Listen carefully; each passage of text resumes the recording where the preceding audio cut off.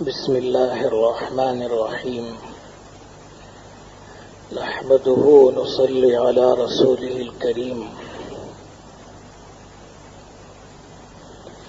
حضرت صالح علیہ الصلاۃ والسلام کے بعد حضرت سیدنا ابراہیم علیہ الصلاۃ والسلام کا تذکرہ ہے۔ حضرت ابراہیم علیہ الصلاۃ والسلام بڑے جلیل القدر نبی ہیں اور جناب رسول اللہ صلی اللہ علیہ وسلم کے بعد تمام انبیاء میں آپ ہی افضل ہیں، اور حضرت ابراہیم علیہ الصلاۃ والسلام کی شریعت کا نام اسلام تھا، اور حضرت ابراہیم کو ماننے والوں کا نام مسلمان تھا۔ حضرت ابراہیم کی شریعت میں اور جناب رسول اللہ صلی اللہ علیہ وسلم کی شریعت میں بڑی یکسانیت ہے اور بہت سی باتیں ملتی جلتی ہیں۔ حضرت ابراہیم علیہ الصلاۃ والسلام حضرت نوح کے تقریباً 10 واسطوں سے پوتے ہوتے ہیں، کچھ کم و بیش ہیں اور تورات کی بات ہے، 10 واسطوں سے تقریباً پوتے ہوتے ہیں۔ قرآن مجید نے 25 سورتوں میں حضرت ابراہیم علیہ الصلاۃ والسلام کا تذکرہ فرمایا ہے، اور ایک مستقل سورت سورہ ابراہیم کے نام سے قرآن مجید نے نازل کی ہے۔ حضرت ابراہیم علیہ الصلاۃ والسلام کی پہلی بیوی کا نام سارہ ہے اور دوسری بیوی کا نام ہاجرہ ہے۔ دوسری بیوی سے حضرت اسماعیل علیہ الصلاۃ والسلام پہلے پیدا ہوئے ہیں، اس وقت جبکہ حضرت ابراہیم کی عمر 86 سال تھی، یعنی 80 پر 6 سال ان کی عمر تھی۔ اور حضرت سارہ سے حضرت اسحاق پیدا ہوئے ہیں، جس وقت کے حضرت ابراہیم کی عمر کل 100 سال کی تھی، اور حضرت ابراہیم علیہ الصلاۃ والسلام کی پوری عمر 175 سال ہے۔ اور حضرت لوط علیہ الصلاۃ والسلام حضرت ابراہیم کے بھتیجے ہوتے ہیں، اور حضرت لوط علیہ الصلاۃ والسلام حضرت ابراہیم پر ایمان لائے، اور اللہ تبارک و تعالیٰ نے حضرت لوط علیہ السلام کو بھی نبوت سے نوازا تھا۔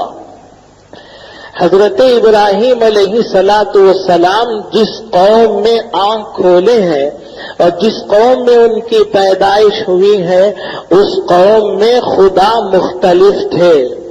یہ جو بت ہیں یہ بھی خدا تھے، اور ان بتوں کے علاوہ یہ جو آسمان کے ستارے ہیں یہ بھی ان کے خدا تھے۔ چنانچہ آسمان کے مختلف سیارے اور ستارے ہیں، ایک کا نام زحل ہے، ایک کا نام عطارد ہے، ایک کا نام مشتری ہے۔ تو الغرض یہ جو مختلف ستارے ہیں، تو ان مختلف ستاروں کے نام سے انہوں نے مختلف مندر بنائے تھے۔ کسی مندر کا نام رکھا تھا عطارد، اور کسی کا نام رکھا تھا مشتری، اور کسی کا نام رکھا تھا زحل۔ اور یہ جو ان کے مندر تھے، اپنے ان کے خیال میں کسی مندر میں صحت ملتی تھی، اور کسی مندر میں مال ملتا تھا، اور کسی مندر میں اولاد ملا کرتی تھی۔ اگر اولاد کی ضرورت ہوتی تو مثال کے طور پر زحل مندر میں پہنچ جاتے، اگر ان کو مال و دولت کی ضرورت ہوتی تو عطارد میں پہنچ جاتے، اگر صحت کی دولت ہوتی تو مشتری میں پہنچ جاتے۔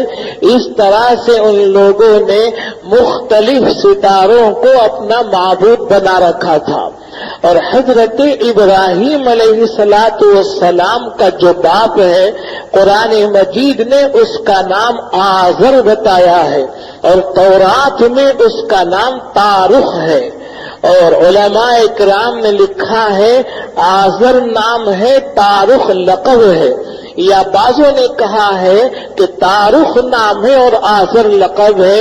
الغرض آزر حضرت ابراہیم علیہ السلام کے باپ ہیں، اور قرآن مجید سے اس کا ان کا باپ ہونا ہی معلوم ہوتا ہے۔ اور آزر کے معنی ہے بت پرست، بت کا چاہنے والا، محب بت، محب صنم۔ اور بعض کہتے ہیں آزر کا معنی ہے گمراہ، ایسا بوڑھا جس کی عقل ختم ہو چکی ہو، پیر فرتوت کو بھی آزر کہا جاتا ہے۔ الغرض حضرت ابراہیم علیہ السلام جس گھر میں پیدا ہوئے ہیں آزر، وہ بڑا بت تراش تھا اور بڑا بت کا پوجنے والا پجاری تھا۔ چنانچہ انہوں نے اپنے گھر میں جب بتوں کو دیکھا اور بہت سارے بت لگے ہوئے تھے، پڑے ہوئے تھے، تو سب سے پہلے حضرت ابراہیم علیہ السلام کی بحث اور گفتگو ان کے باپ سے ہوئی، اس کے بعد ان کی قوم سے ہوئی، اس کے بعد بادشاہ سے ہوئی، مختلف طرح سے حضرت ابراہیم علیہ السلام کی بات چیت ہوئی ہے اور گفتگو ہوئی ہے۔ حضرت ابراہیم علیہ السلام کی بات چیت جو ان کے باپ سے ہوئی ہے، قرآن مجید نے سورہ مریم میں اس کا تذکرہ کیا ہے۔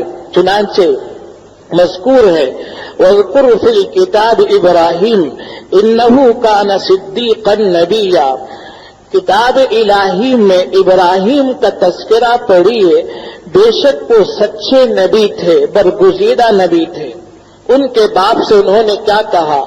اذ قال لأبيه يا أبت لم تعبد ما لا يسمع ولا يبصر ولا يغني عنك شيئا۔ جبکہ انہوں نے اپنے باپ سے کہا اے میرے باپ تم کیوں عبادت کرتے ہو ایسی شے کی جو نہ سنتی ہے نہ دیکھتی ہے اور نہ ولا یغنی عنک شیئا تمہاری طرف سے کسی چیز کو مستغنی کر سکتی ہے، بے نیاز کر سکتی ہے، یعنی وہ تمہاری ضرورت کی ہے ہی نہیں۔ یا ابت انی قد جاءنی من العلم ما لم یأتک فاتبعنی اہدک صراطا سویا۔ دوسری بات کر رہے ہیں، نصیحت کر رہے ہیں، اے میرے باپ بے شک میرے پاس وہ علم آیا ہے جو تیرے پاس نہیں آیا ہے، میرے پاس اللہ کی طرف سے وہ علم آیا ہے جو تیرے پاس نہیں آیا ہے، لہذا تو میری پیروی کر، میں تجھ کو سیدھا راستہ دکھاؤں گا۔ تیسری بات کر رہے ہیں یا ابتی لا تعبد الشیطان ان الشیطان کان للرحمن عصیا۔ اے میرے باپ تو شیطان کی پرستش اور اس کی پوجا اور عبادت مت کر، بے شک شیطان رحمان کا بڑا نافرمان ہے۔ اور آخر میں کہہ رہے ہیں یا ابت انی اخاف ان یمسک عذاب من الرحمن فتکون للشیطان ولیا۔ اے میرے باپ مجھے خوف ہے کہ رحمان کا عذاب تجھے آ پکڑے گا اور آ لگے گا اور تو شیطان کا دوست ہو جائے گا۔ چار قیمتی نصیحتیں حضرت ابراہیم علیہ السلام نے اپنے باپ سے کی، لیکن ان کا باپ بے دلیل تھا اور اس کے پاس کوئی حجت نہیں تھی، تو فوراً کہنے لگا قال اراغب انت عن آلہتی یا ابراہیم، کہنے لگا اے ابراہیم کیا تو مجھے میرے خداؤں سے دور کرنے والا ہے، برگشتہ کرنے والا ہے، اور میرے خداؤں سے تو مجھے متنفر کرنے والا ہے، نفرت دلانے والا ہے، جھگڑا بول لے رہا ہے۔ آگے اس نے کہا لئن لم تنتہی لارجمنک واہجرنی ملیا، اگر تو باز نہیں آئے گا اور اس پیغام سے ہاتھ نہیں اٹھائے گا میں تجھ پر پتھر کی بارش کر دوں گا اور تیرا نام و نشان ختم کر کے رکھ دوں گا۔ اب جب دیکھا حضرت ابراہیم نے کہ باپ جاہل ہے اور جاہل سے دلیل و حجت سے بات نہیں کی جاتی، وہ تو جھگڑا اور لڑائی مول لیتا ہے، تو فوراً کہا قال سلام علیک کہ آپ پر سلام ہو، میں جا رہا ہوں، ساستغفر لک ربی، میں تیرے لیے اپنے رب سے مغفرت چاہوں گا، بے شک میرا رب مجھ پر بڑا رحم کرنے والا، بڑا بخشش کرنے والا ہے۔ حضرت ابراہیم علیہ السلام نے بڑی شاندار سنت قائم فرمائی کہ جب جاہلوں سے جھگڑا ہو جائے تو جاہلوں سے بات چیت اور بحث اور گفتگو نہیں کی جاتی، بلکہ اس کے جواب میں سلام کہا جاتا ہے۔ قرآن نے بھی کہا وَإِذَا خَاطَبَهُمُ الْجَاهِلُونَ قَالُوا سَلَامًا، رحمان کے نیک بندے، اچھے بندے وہ ہیں جب جاہلوں سے واسطہ پڑتا ہے تو بات کو آگے نہیں بڑھاتے بلکہ سلام کہہ کر گزر جاتے ہیں۔ یہاں تک حضرت ابراہیم علیہ السلام اور ان کے باپ کے درمیان کا مکالمہ تھا۔ بقیہ جو تفصیل ہے انشاءاللہ کل عرض کی جائے گی۔